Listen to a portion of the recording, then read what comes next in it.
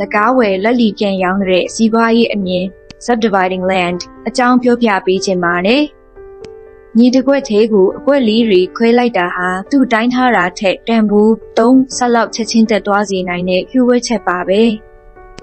Lu Tia Ma Tai 5000 Chaw Tan Myi Je Ji Ko Takha Tae We Nai Tu Ka 5 Yauk Lauk Be Shi Pe Mae Tai 5 Yauk Win Chin Myi Kwet Li Ri Ko We Nai Tu Ka Ro 50 Chaw Shi Pa Le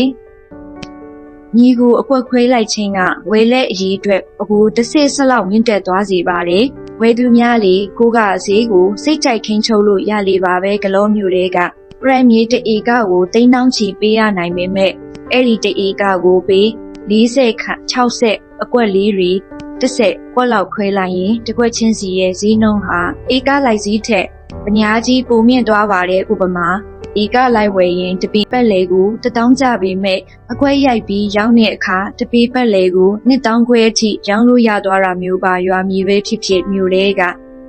ခရမီပဲဖြစ်ဖြစ်ဒီတိုင်းတစ်ထားရင်မြေကွက်လက်ပဲဖြစ်နေမှာပါဒါပေမဲ့မိတ်ဆွေကလမ်းလေးဖောက်ပေးလိုက်တယ်ချန်စီယိုလေးခတ်ပေးလိုက်တယ်ရင်မြေးစင်ပြေအောင်လုပ်ပေးလိုက်တယ်ဆိုရင်မြေကိုပဲရောင်းတာမဟုတ်တော့ပဲဝဲသူရဲ့အပန်းဖြေအိမ်မက်ကိုပါရောင်းလိုက်တာပါကြီးမှာအိမ်ဆောက်ရုံပဲဆိုတဲ့အစင်သစ်အနေထားကမြေရဲ့တန်ဖိုးကိုချက်ချင်းခုန်တက်စေပါတယ်နော်မြေပိုင်ရှင်တွေအနေနဲ့မြေကိုအကွက်ခွဲတဲ့အခါစာရွက်စာတမ်းကိုတရားဝင်ခိုင်းမအောင်အရင်လုပ်ပါပြီးရင်မြေကွက်တွေကြားတဲ့လမ်းကျကျလေးတွေချမ်း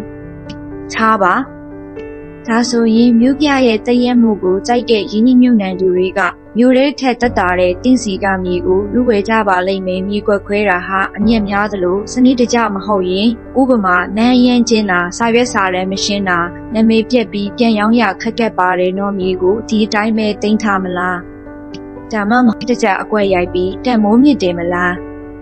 ကလောမျိုးနဲ့ကလောအနီးတစ်ဝိုက်အတွင်းကိုမှရှိတဲ့မြေကွက်ကိုဘယ်လိုခွဲရမလဲဘယ်လိုစီစဉ်ရမလဲဆိုတာဆွေးနွေးခြင်းရင်3 9 9 8 6 2 3 2 2 5ကိုဆက်သွယ်ပြီးမေးကြလို့ရပါတယ်